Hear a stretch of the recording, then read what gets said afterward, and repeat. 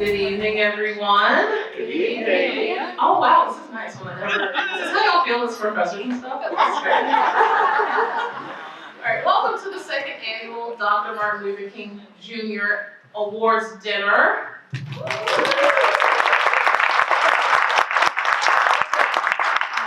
On behalf of the MLK Committee, we would like to thank you, not only for your support this week, but for your ongoing commitment to the work we all share.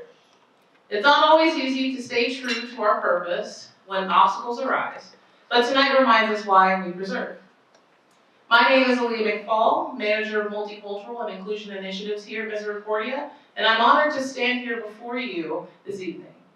We gathered here not only to celebrate the incredible nominees and winners of tonight's awards, but to also honor the spirit of community, peace, and love that Dr. Martin Luther King Jr. envisioned, a vision that continues to guide Misericordia's mission. Dr. King taught us that real change begins with courage, compassion, and unity. His dream was not just about equality. It was about creating a world where every voice matters and every person belongs.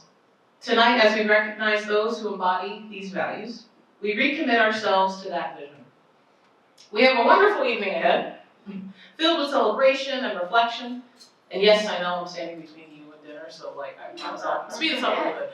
But before we begin, I do ask that you all do either silence your cell phones or put them on vibrate. We're gonna treat this like a little, airplane mode type.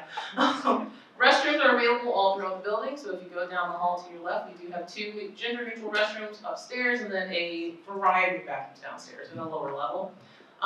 If you plan on sneaking out a little early, that's fine, we understand. Just eat your dessert or it will judge you, as you walk out tonight. But tonight is also about honoring those who lead with integrity and inspire us to be stronger, a more inclusive community.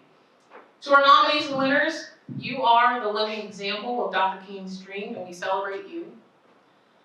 If you didn't win tonight, don't worry, you still get dessert. It's okay, it's all right. All love jazz. But thank you again for joining us tonight for this special occasion, and I would like to invite Chris Summers to the stand, the Director of Mission, Ministry, and Service, to lead us in prayer.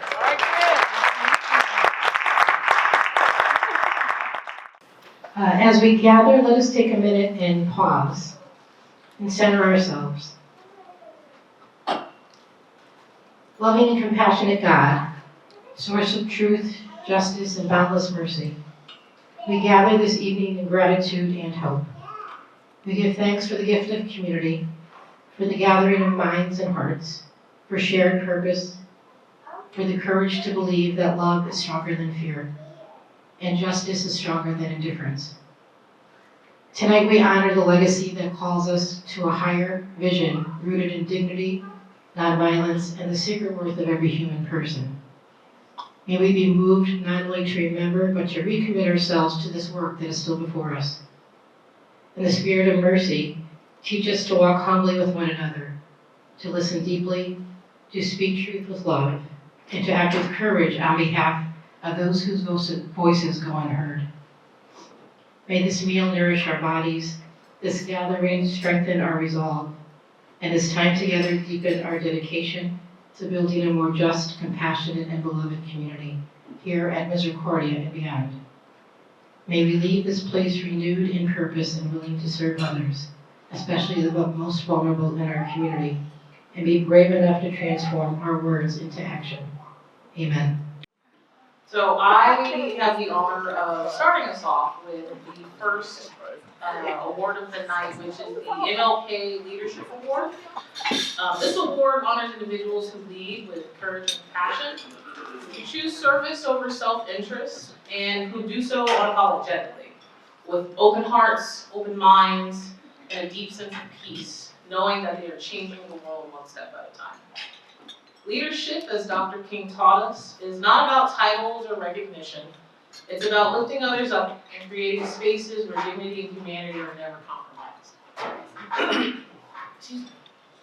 Tonight's recipient exemplifies the true spirit of service and leadership in extraordinary ways. She has devoted herself to social justice efforts with a deep passion for racial equity, economic fairness, and advocacy for individuals experiencing homelessness. She meets every person where they are, seeing them for who they truly are, with dignity, compassion, and without judgment. Her work stretches far beyond meeting basic needs. It reflects a profound commitment to humanity and the belief that everyone deserves to be valued, supported, and seen. Alongside her family, she operates food pantries, organizes hygiene drives, and provides critical resources, and is interested in drug prevention education for those at risk. And that is only a fraction of the stuff that she does. Beyond these tangible efforts, she offers something even more meaningful, which is a sense of home, belonging, and hope to every individual who walks through her door or wherever, crying on her shoulder every once in a while. Most recently, she expanded her mission through service with the creation of Project Care. And as some of you may know, that was a project that we did on Tuesday in this room, creating hygiene kits for Bruce Place, the women's shelter in Wilkes-Barre. And through this project, she not only meets immediate needs, but also restores dignity, comfort, and compassion to those who are experiencing hardships. Her ability to mobilize others, inspire action, and turn empathy into meaningful outreach reflects the depth of her commitment to community. Through initiatives like Project Care and her continued service here at Misericordia and beyond, she demonstrates what it means to lead with empathy, integrity, and resilience.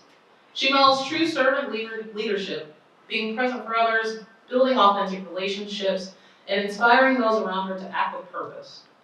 Her vision, courage, and unwavering dedication remind us that leadership is not defined by position or power, but the ability to lift others up and create spaces where everyone feels valued. This kind of selflessness is not just admirable, it is transformational. It reflects the very essence of Dr. King's vision. A world where love drives action and service becomes a way of life. It reminds us that leadership is not measured by how many people you follow or how many people follow you, but how many lives you touch. So for showing what it means to lead with courage, love, and unwavering commitment to humanity, it is my honor and privilege to present the MLK Leadership Award to Ella Utt.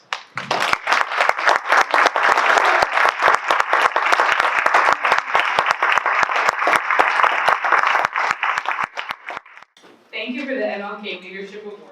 I want to thank first the MLK Committee for choosing me and Aaliyah, my Mercy Leader mentor. This award means a great deal to me as I was the speaker for Project Care. In my speech earlier this week, I noted that MLK says that it takes soul and commitment to make justice a reality for all men. By giving me the award, it means that I have been recognized that I have put in soul and commitment in my efforts of volunteering here and elsewhere by giving a voice to those that do not have. I will use this to fuel my future endeavors as a leader and landmark of what a good leader is. So thank you, it means more than you know.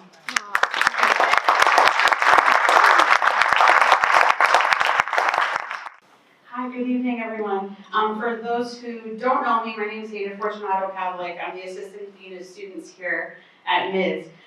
It is an absolute honor to present tonight's Martin Luther King Jr. Leadership Award for the graduate student category. Dr. King once said, "Life's most persistent and urgent question is, what are you doing for others?"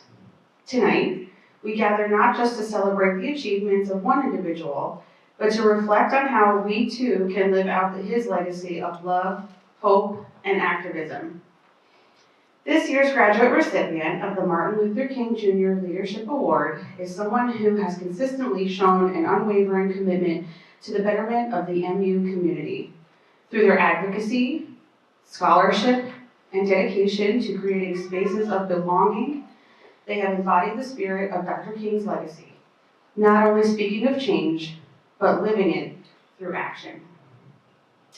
Our winner tonight has served our campus community through positions in campus life, the Promoting Healthy Relationships through Education and Empowerment program, the PACT program, the For the Kids Club, our occupational therapy program, our mission ministry and service office, and many, many other initiatives.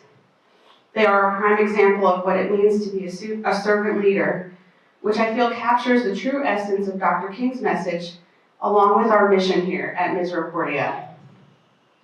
As we celebrate this recipient's remarkable work, we are reminded that each of us has a role to play in shaping a more equitable and compassionate world. Like Dr. King, this recipient understands that true leadership is not about recognition, but about service. So without further ado, and so much pride, please join me in congratulating Olivia Reichert as this year's graduate recipient of the Martin Luther King Jr. Award.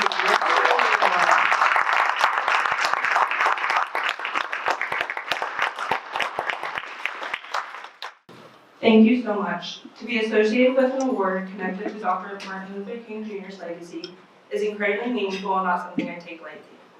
A lot of what I do comes from learning as I go and understanding that I do not need to have all the answers as long as I remain committed to acting with intention and compassion. I'm very fortunate to have a few individuals within the MU community, as well as my family, who have shaped the way I think and how I show up for others. Their support, guidance, and example continue to influence me every day. Studying OT has also been a big impact on me, reinforcing the importance of meeting people where they are, advocating for inclusion, dignity, and meaningful participation in everyday life. Some of the most meaningful moments come from listening to each other's stories, realizing just how much we can learn from each other.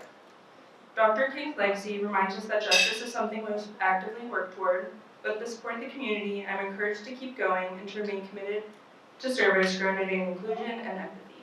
Thank you.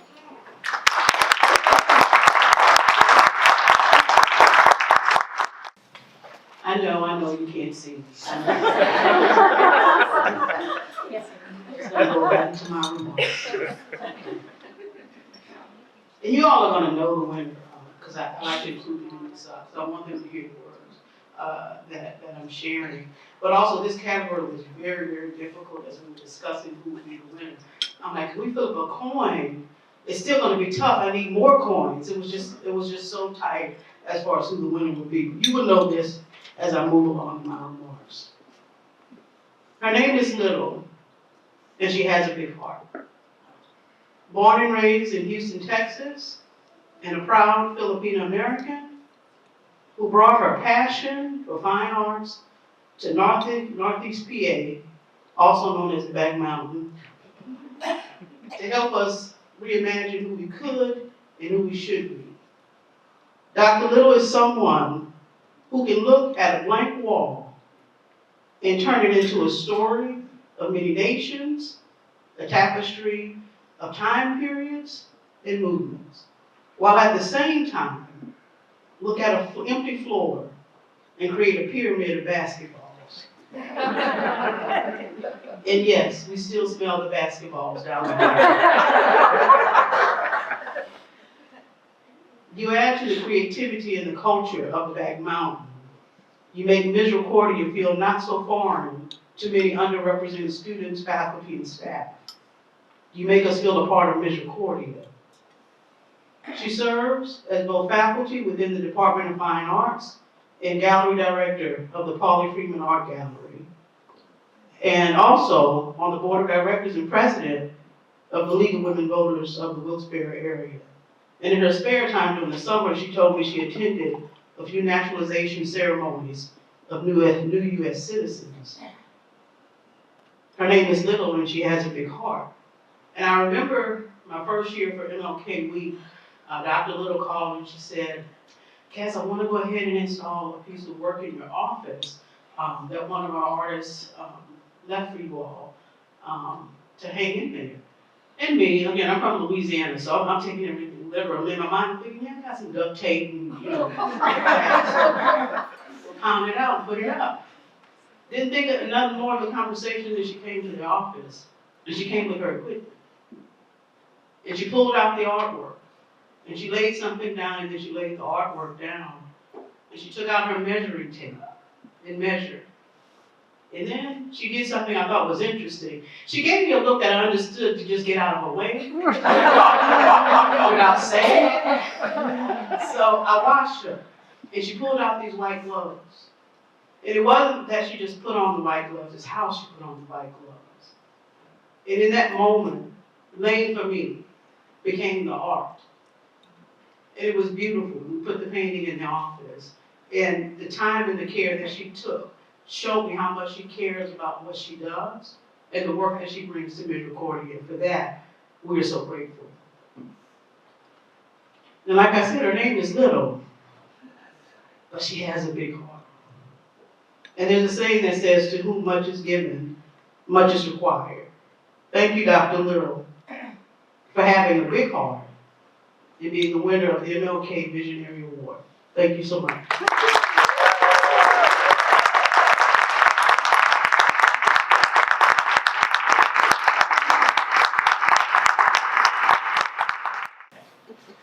Good evening.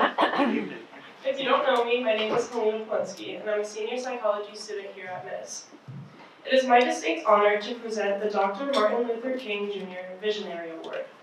This award holds special significance as it is driven by the voices of our students and recognizes two outstanding members of our Misericordia community who exemplify the spirit of Dr. King's scholarship, life, and justice work.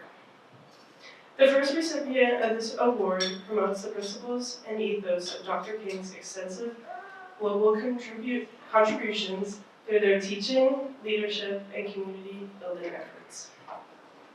It is an honor to speak in support of someone who has been a mentor, teacher, and a supervisor to me.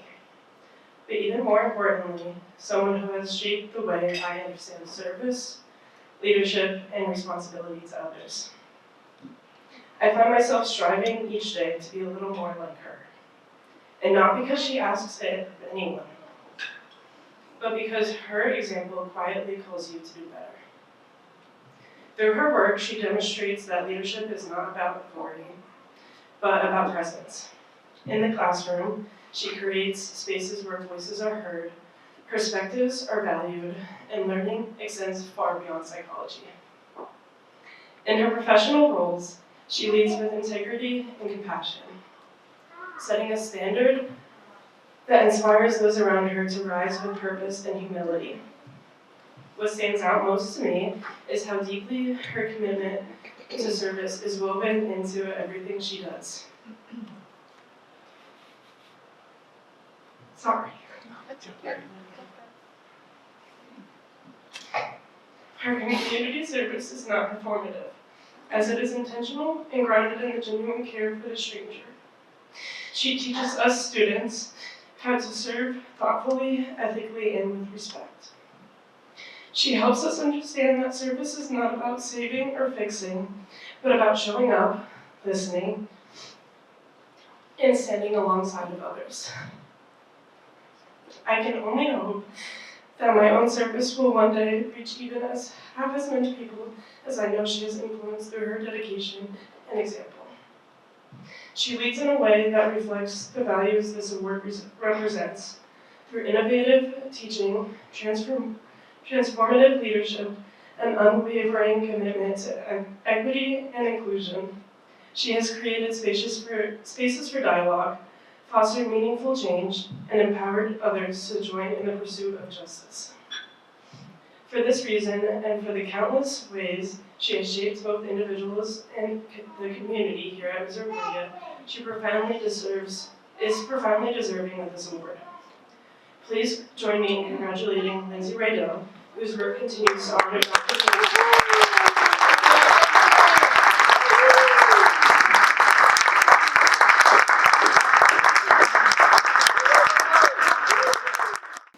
Good evening, everyone. Good evening. Good evening. Tonight, as we gather around these tables in the spirit of community, reflection, and hope, we honor someone whose life embodies the very values of Dr. King, as he called us to live with courage rooted in compassion, justice grounded in love, and service shaped by humility. This is the MLK Changemaker Award. The winner is a member of the Institute of the Sisters of Mercy of the Americas. She currently resides here in Dallas, Pennsylvania. In October of this year, Sister celebrated her extraordinary milestone, her 60th Jubilee as a Sister of Mercy. 60 years of faithful commitment, 60 years of showing us what it means not just to speak about justice, but to walk alongside those who are too often unheard and unseen. Throughout her ministry, she's devoted her life to serving some of the most vulnerable and marginalized members of our global community. Immigrants seeking safety, individuals experiencing homelessness, and children who have survived abuse and neglect. Her work has never been confined by borders or geographical or otherwise. Her ministry has taken her around the globe, serving in Honduras and Guyana, across the United States in places like San Francisco, St. Louis, the Texas border regions of McAllen and Laredo. Wherever she has gone, she has carried with her a sense of advocacy, a deep respect and dignity for every person she encounters. In Honduras, she sought to understand and really understand the realities that drives individuals and families to flee from their homes. That first-hand experience has shaped her role here in the United States, where she is recognized for her expertise in Central and Latin American immigration issues. She frequently serves as a bilingual interpreter, a cultural bridge, helping many students, leaders, and communities engage more truthfully with the human stories behind immigration. In 2019, she participated in the powerful Reverse Caravan along 75 faith leaders, traveling to examine the root causes of migration firsthand: environmental destruction, forced displacement, and the violation of human rights. This work is not easy. It often places her in spaces marked with fear and grief and injustice. And still, she goes on bearing witness, standing in solidarity, and reminding communities that they are not forgotten. Long before such work, she was widely recognized with building the lasting foundations for hope. In 1986, she served on the board of directors for the Catherine McCauley Center in Scranton, an organization dedicated to providing housing and support to women and children in need, a legacy that carries on this day.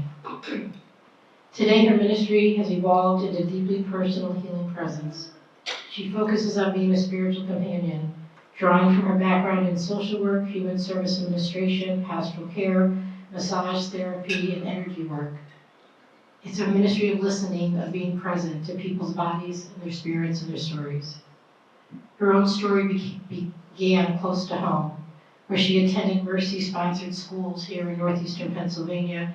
She's a proud graduate of St. Mary's High School, class of 1965, and her family roots run deep in Mercy, where her sister Elizabeth, also answered the call to religious life. Dr. King said, "Everybody can be great because everybody can serve." He could have been describing Sister Mary Ellen Brody. Her greatness has never been loud. It's always been faithful and persistent and grounded in love.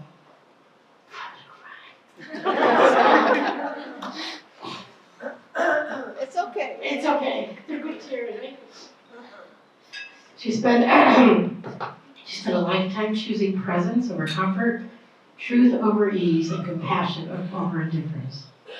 Tonight, we not only honor her remarkable achievements, but her steady quietness of a life lived for justice. Please join me in congratulating the 2026 MLK Changemaker Award recipient, Sister Mary Ellen Brody.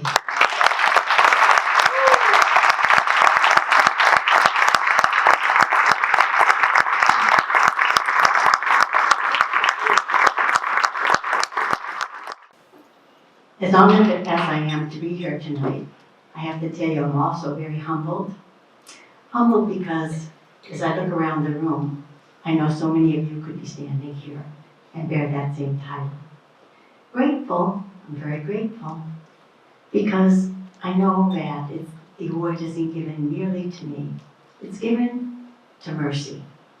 Now I don't mean only the Sisters of Mercy, because I could ask the sisters to stand, but I could ask the associates to stand with them.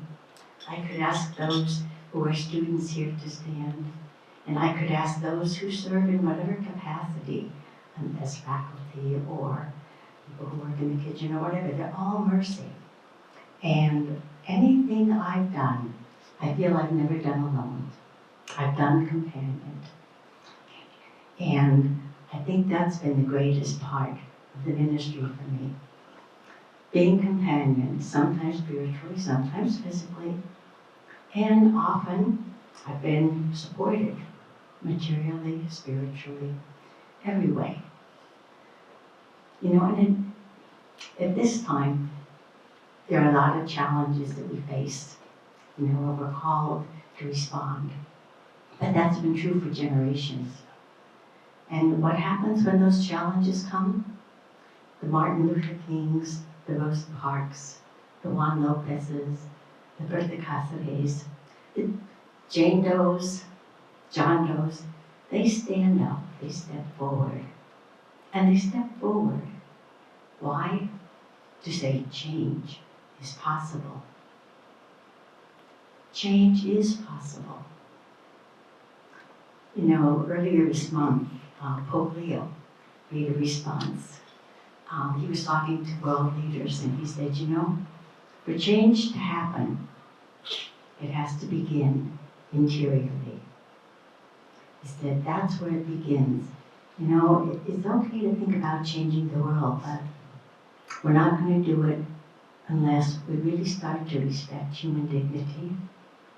And we have to take a big shift from domination to service and to care. So I think tonight, you know, I think being here representing all of you, I am here in gratitude. So thank you so much.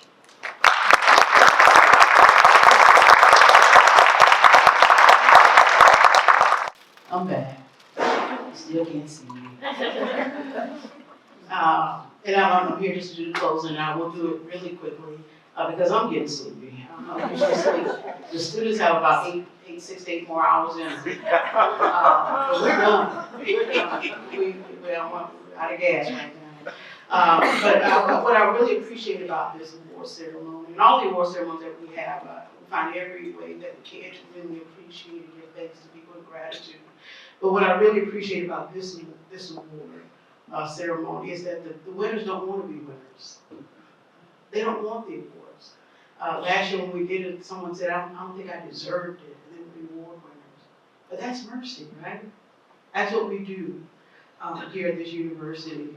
I remember speaking at the beginning of this week on Monday with a group of faculty. Chris and I were doing a presentation, and we did an exercise, and the exercise was basically, how do you find harmony in this chaos? How do you find it?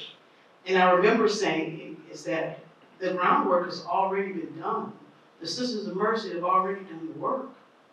You can call it DEI, not call it DEI, but they did the work. So at this moment, I would like all of us to give a round of applause to the Sisters and the Sisters of Mercy.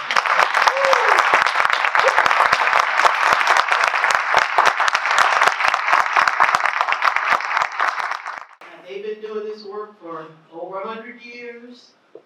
Dr. King marched 100 miles, and I say it all the time, I'm going to give you a block or a block and a half, and I'm done. But we're going to get through this together. I want to thank, and I know he's not here tonight, but President Myers, but also Amy Lehart for clearing the groundwork so that we can be here and do this work. They move the obstacles. When we think, hey, we can do it, we can do it, we can do it, they've already taken the obstacles out of the way. So thank you, Amy Lehart.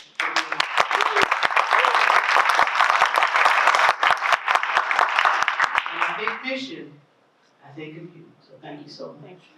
At this time, I would like the committee members of the MLK committee please to stand for a round of applause for the work that you do.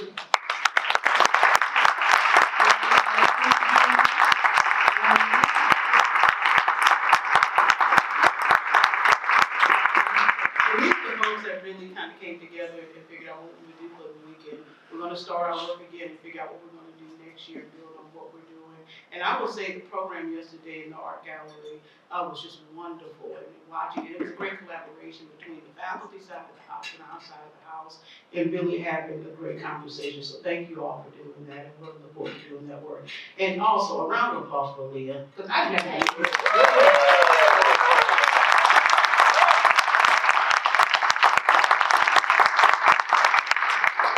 And not to end on a downer note, but I think this is just who we are as an institution that we're in. As we're thinking about going into this weekend and what Monday's going to look like, and everybody's kind of looking at the provost and saying, we're waiting on the email. I'll just say this, and I'm lighthearted but serious also. It's going to be cold. It's going to be pretty cold. If you have a shovel, help. But just think that there's some people that are unhoused. And what it looks like for them at this particular moment, and that we send some special prayers out to those folks who need the help that's out there. I know we made blankets earlier in the week, but I think it's gonna also take prayer to get us through this time, and what that looks like for us. I did want to make mention of that. And like someone said, you know, to be of service to others, that's a gift. That's a gift. So please keep that in mind as you drive home and wait on the email that may or may not come. Continue the work, and I think I told a news reporter outside the fact that I was looking for a husband. I did tell the news reporter. I did, I think I'm kidding. I did. I told the news reporter, and I saw Fox News. I'm like, okay, here we go. I'm gonna shut it down. But I say this every year, and I'm not shy about it. I said, you know, this work that we do during the week, we don't only just do it during the week. It's 365 days a year. I tell the students, even in orientation at universities, we offer service for what we do. It's just not a week. It's the work that's already been laid, and we just have to pick up the torch and keep going. So everybody go home. We done.